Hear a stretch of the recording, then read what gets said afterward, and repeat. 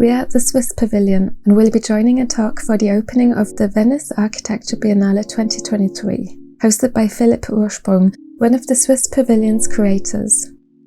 The talk complements the pavilion's installation called Neighbours, for which the wall separating the Swiss and its neighbouring Venezuelan pavilion was removed, to highlight the proximity and connection between the two pavilions.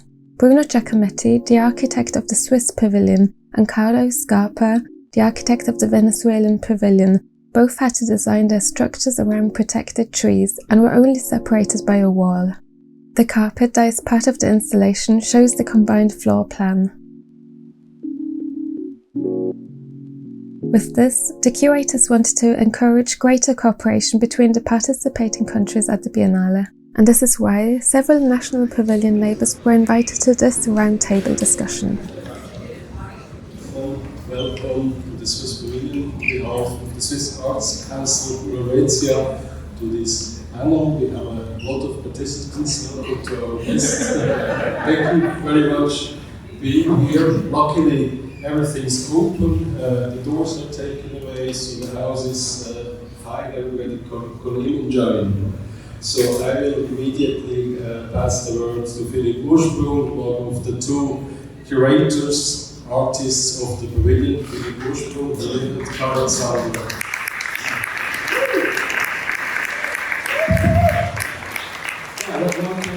Welcome also in the name of Karin. Thanks for joining. We're so happy that we can be here and that we have this privilege and this pleasure to be with you in the opening days of the Swiss Pavilion. Neighbours, it's called. Very warm welcome and thanks for coming. We thought we would make a little round table and invite some of our colleagues because we were afraid that perhaps nobody would come, so that at least with the panelists it would look a little bit full. So we're of course now way too many. Also I made the mistake to invite more neighbours, so the neighbours from the Nordic Pavilion are here. There's Ea Weitzmann, Ines Weitzmann here. There's probably more neighbours going to come because in the preparation phase I went from one pavilion to the other and just invited all the neighbours. So please forgive if we're too many. The topic was, or the topic that we propose is exhibition and education, because this here is all educators. It's all ETH Department of Architecture, and plus Oslo School of Architecture, plus many other schools of architecture. And start. Rather than me introducing everybody and then using the entire time that we have for the roundtable, please just say who we are and please just say what you think that this exhibition that we're now in has to do with education. Maria, you want to start?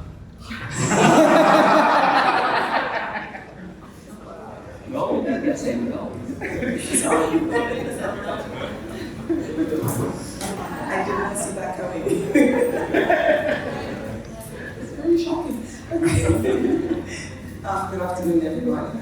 My name is Kamara, and I'm an architect from Niger in West Africa. And I'm also a professor of architecture at ETH Zurich. Actually, I think this is my third Biennale, and really realizing how important a place something like a Biennale can have, both in terms of the discourse in architecture that we have in general and exposure that we have to various thoughts and various perspectives, but definitely in terms of education. And I think this Biennale shows it a lot, not only because of the topic, but also because of the variety of the type of people who are invited, the fact that there's space carved out also for students, for younger practitioners, in a very deliberate way, I think was something incredibly powerful. But also kind of having this design and this very direct call at topics that are not necessarily very comfortable.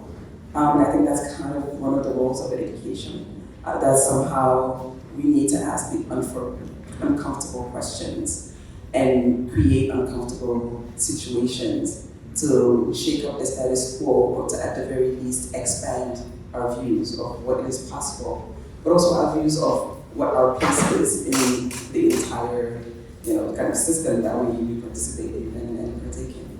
So I think this Biennale and others, as well, but this one definitely is perfect from that point of view to have these kinds of discussions related to education. Thank you. I'll just pick up one word, and then this is going to serve me as a fictional introduction to the next questions. Uncomfortable. Tom Emerson, you are currently the Dean of the Department of Architecture. So uncomfortable, yes.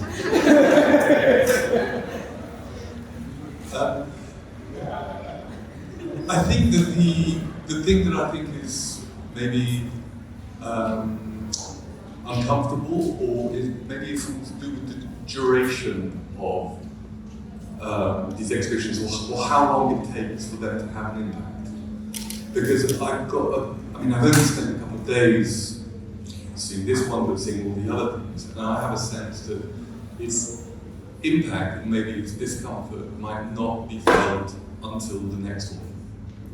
And I think that if I remember the exhibitions when I was a student, or the ones which were memorable, they were memorable only in relation to something I saw later. And then you realise that thing. The first exhibition, architectural exhibition that I remember well as a student was Herzog and de Meuron's exhibition at the Pompidou Centre in the mid-90s, which was just tables of working drawings. And it was, at the time, kind of baffling that would be an exhibition. And then, seeing many other exhibitions, you suddenly realise that it was actually a very radical proposal, that somehow their act was the thing. Then that's, 25 years ago? Maybe nearly 30 years ago. And then we have this one. I think it might take a lot of time and possibly some discomfort before this one is kind of fully processed and its theme somehow absorbed into the educational discourse. Drawing. To you.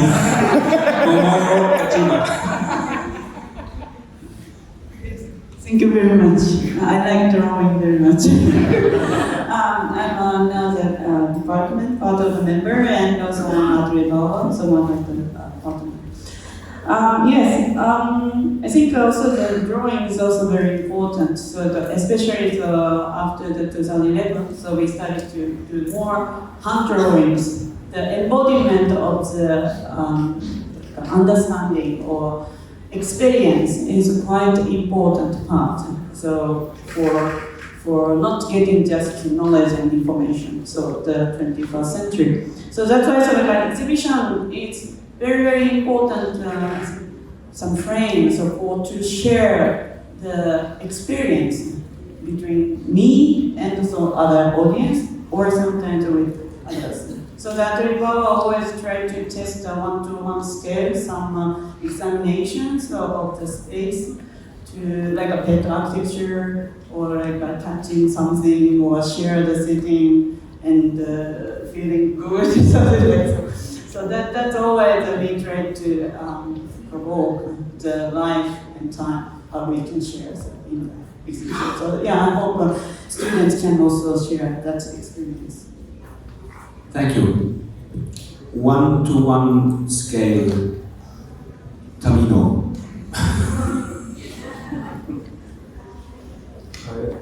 Does it work? Yes, I'm Tamino, an architect from Zurich. I'm here as a representative of ZAS, which is a collective of about 20 architects who will teach at ETH next year. Now you gave me the one-to-one scale. So let's see. So maybe maybe I have to quickly explain or share with you what is our concern in the specific context of Zurich. So as a group we got together because we try to be active and also politically active against the demolition of many buildings that could serve as a resource for other futures which could be imagined within them. And in this context recently we have organized a self-initiated competition for a property which belongs to the city of Zurich itself. So I would say that the one-to-one scale is not only for us relating to one-to-one architectural scale, but to really kind of also extend, and maybe this is also our motivation, to extend the teaching to the city itself, to political processes which take place. And so in this competition that we organized, there were 45 teams which participated from many different places in Switzerland and Germany and Austria. And they all showed that these three towers that should be demolished in Zurich, they could have another future. Many possibilities were on the table. And now the task will be to kind of maybe get these things into one-to-one physical scale, so that the exhibition does not stay a closed or finite frame, but just a transitional period to achieve the real goal. Thank you, Tamino Kuni. Demolition. Silke Langweg. Yeah, thanks. I'm Professor for Preservation and Construction Heritage. So demolition is not what I promote really. It's about keeping resources, keeping architecture as a social resource, as a cultural resource, built resource. And we try to teach that, and expositions like this in Venice helps to show how the discussion is going around, how this is really the topic. I've seen in many pavilions here, I see many colleagues who work in this field, and I think really this year promotes the idea of working with the existence, and regardless if it's a monument or not, the object, so we have to deal with what we already have. It's about repairing, maintain what is already there. Many pavilions, from the Nordic Pavilion to us, come Eric and Mari. You can choose who would like to answer. Is it on? Yeah.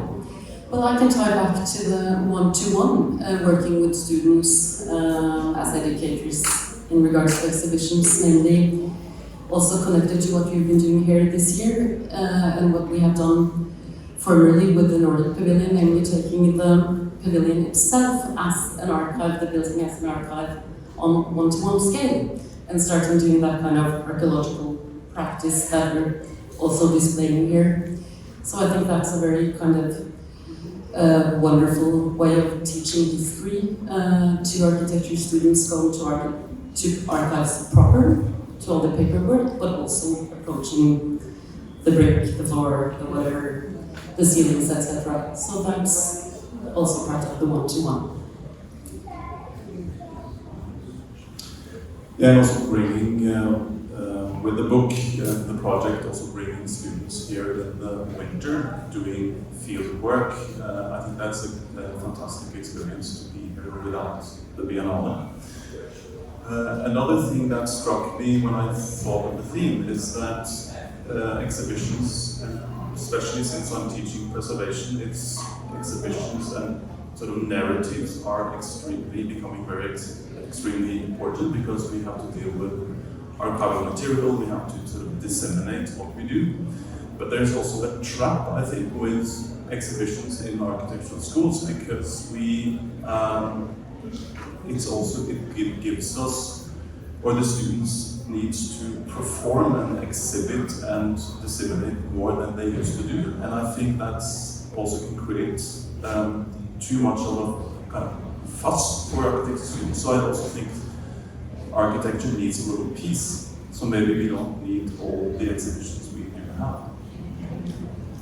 Thank you, Mari Lending, and thanks as neighbors to come over. It's great to have you here. Peace. Anna. Peace. Good. I work on social justice I'm also part of the ETH team. I'm a lecturer in architecture and interior, and I'm co-founder of an architectural office based in Barcelona called Mario.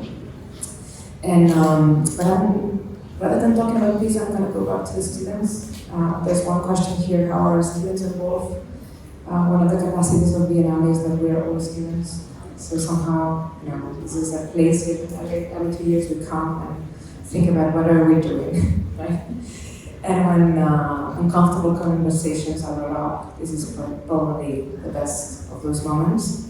And going back to Mariam, uncomfortable questions sometimes, but it's also important to think is who's part of the conversation, right? Who's raising the question, who's inviting to speak, but also who's listening, which are the audiences, because we always talk in social justice, we always say like, yeah, inclusivity, we are all, here. But all, it is a big, naive word, but it's empty.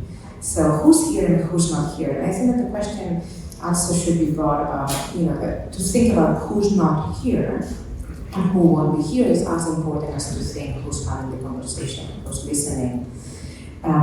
So I would say that this is a very important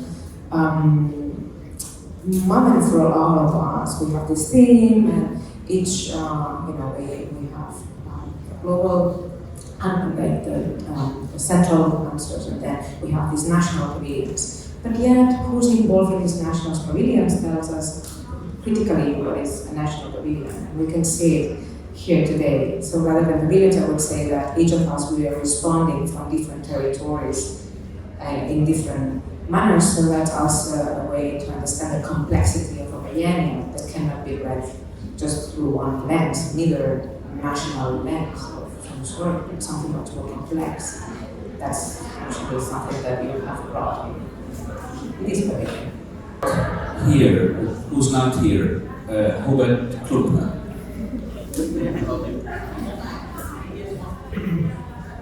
Yes, I'm here. Hubert Klubner, Chair of Architecture and Urban Design and Urban Think Tank Next. I think there are hot and cold exhibitions in architecture. The cold ones are the ones about the things we already know. To a certain degree, I find that even this Biennale is a little bit too cold. It's about consolidating what is already known, what we all see in the world, and then it enters into a canon. And then the hot exhibitions. Those are about the things we don't know.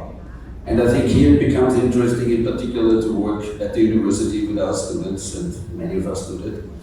Those are actually the topics that today engage and challenge a lot all of us, regardless if you are an experienced, seasoned practitioner or a student just starting out in the first semester. I think this is this search, and we're all searching somehow in this category of hot architecture exhibitions. What's next? And here one could say that exhibitions, I would say they are actually architectural projects, just like a building or a book or whatever you would regard as architecture, because not everybody needs to build. You can also unbuild or do many of the things that we're discussing here. And I think one has to treat exhibitions also like a project.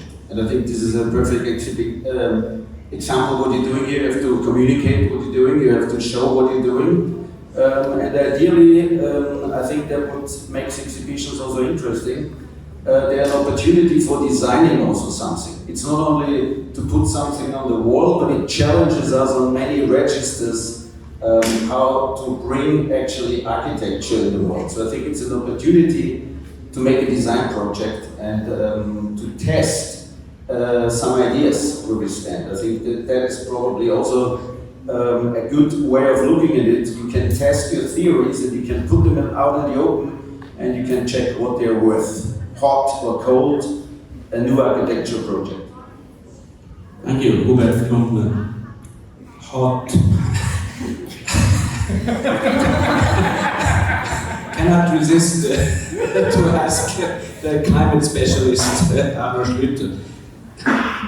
Yeah, that's obviously a very good takeover here. Hotness in our sense, so I'm the chair of architecture and building systems.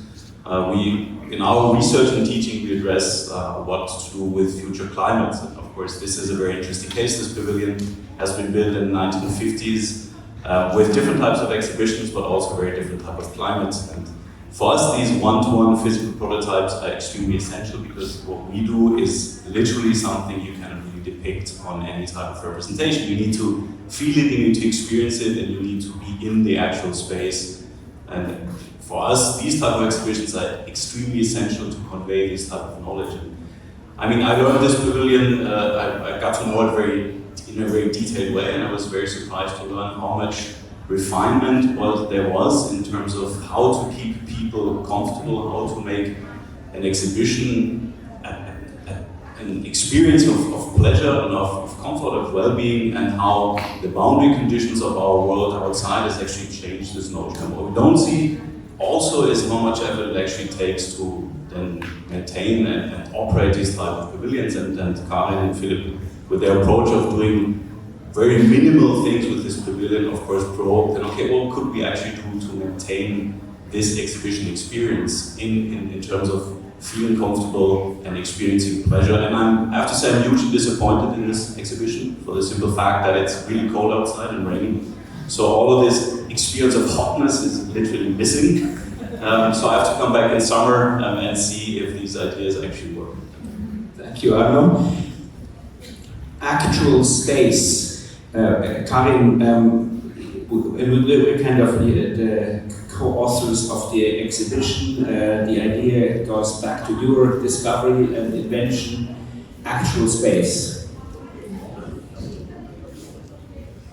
Yeah, actual space. I'm a professor for art and architecture at ETH, and of course our interest is to think of the economy of the effort of material. So to have the idea, the relation of what you see and what comes across. So our minimalistic our effort here is first, there might be not so much to see, but what you don't see is still there. So you have to go around and discover how this space is used, how we open the space, and how political it can be as soon as you move a stone. Yeah. Thank you.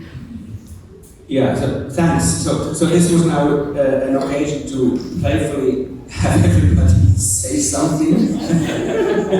I hope that this was good, so that you just know what's going to happen, and if you have to plan your attention span. Instead of having Q&A in this room, we thought we'll have the discussion on the carpet. Now, we didn't expect that someone would come, so a little bit too much, but we tested it before, and on the carpet, if we're many people, the acoustics are not bad. So this is just to make you aware that in about 7-8 minutes we're going to move to the carpet, so that also those who haven't seen it can see it, and we can test the capacity of the room. Political. And I'm just going to make another small loop, not asking everybody, but yeah, who would like to say something about political? Uwe. I spent most of my professional life in Venezuela, which is next door. If you give me the word, you know it's coming. I think you made a very brave contribution, because I see actually a lot, not a hole in the wall, but I see two buildings and relationships of countries. One doesn't choose one's neighbors, right? And I guess everybody who has one also knows the problems that come with neighbors. And I think it puts actually forward something which is part of the invisible architecture that also exists, that we're all working with. How do you make invisible things invisible? And now we may be entering Sika's area. You take a wall down. Very profound and professional. Unfortunately, and here I stop, I think it will not be enough to take the wall down. because it's both an invitation, but it's also an escape rental, or whatever you would like to call it. And I think also what both you, Philip, and Karen said in a recent interview, there's a totalitarian regime at work in our neighboring pavilion, and this is just how it is. We can't change that, but we should also not forget it. Thank you.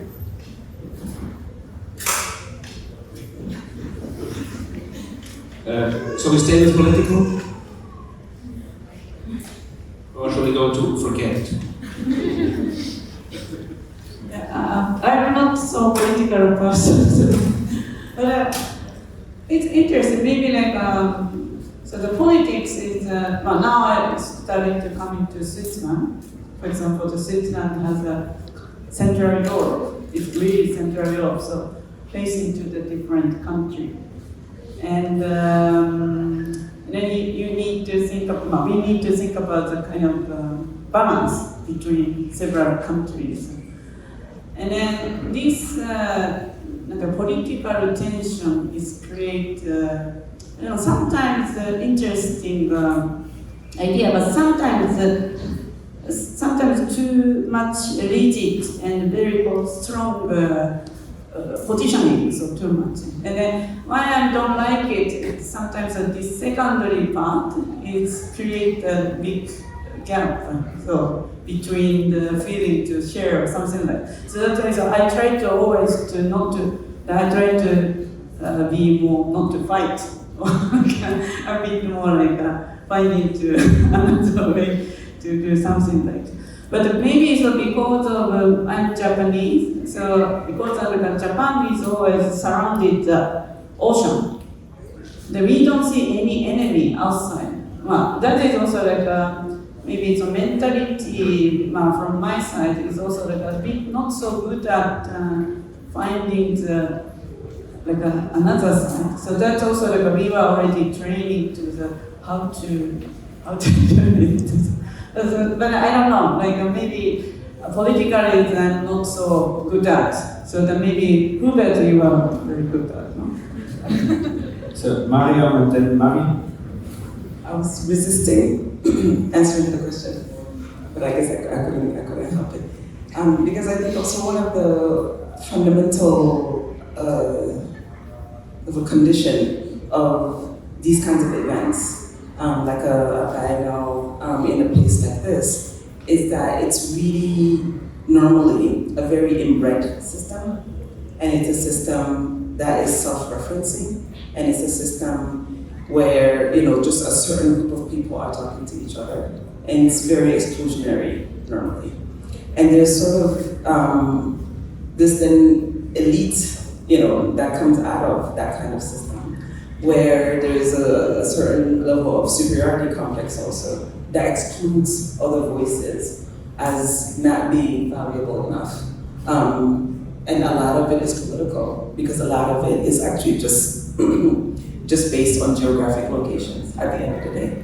And there's something incredibly unfortunate and incredibly impoverishing about that.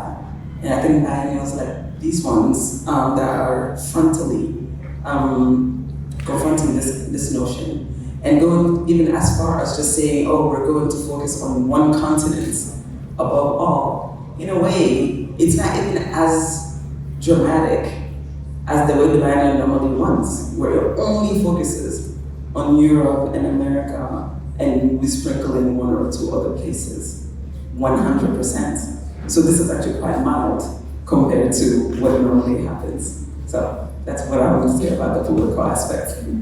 Thank you. This is perhaps geopolitical rather than political, but seen from the perspective of from the Nordic Pavilion as well as from the Nordic countries. Now, with the Russian Pavilion standing there for the second year empty in our neighborhood, we were very struck, Erik and I, when we were working in perverted detail on the history of the Nordic Pavilion, to hear suddenly last February, mid-February, Macron, the French president, on the radio talking about Finlandization, as a possible model to prevent the war, and of course the Finns got very upset.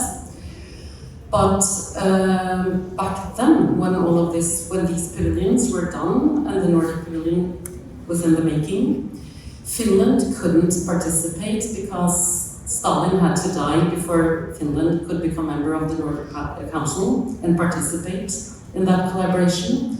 And to us, all of that, the work we were doing on that because everything here is in miniature, of course, so the miniature worlds of the Nordic sphere and the Nordic Pavilion and with its neighbors, including Russia, USSR and the USA on the other side, topomimetically, is also very powerful, but that's a geopolitical rather than a political point, of course.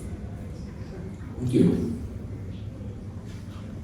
Concluding, Tom, can you conclude this part of the discussion before we move to the carpet? No, I totally can't conclude it, but the last comments, it did make me think, I was thinking in relation to how these biennales are seen forwards and backwards and how they change things. Wouldn't it be amazing if the next biennale countries did not occupy their own buildings and that you rescript them completely either through use or through other territorial ideas, because it just does seem, I think it's been said several times already or implied, that the nation state as the sort of the unit of measure of the Biennale seems so absurdly irrelevant to what is going on, to the ideas that are being exchanged, to the work that's being produced. And it just seems, it just seems like these pavilions with their names literally on them, sometimes in Latin, seems the next thing that could be thrown out. Okay, and this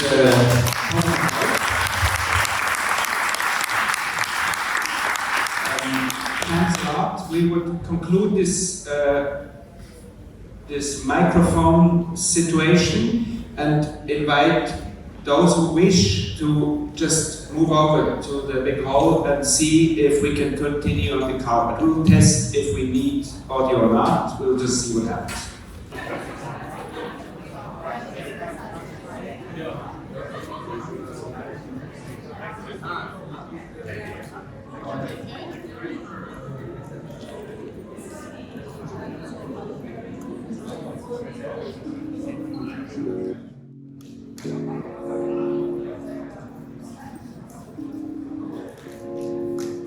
I hope you enjoyed this video. Please give it a thumbs up if you did, and subscribe for more videos like this.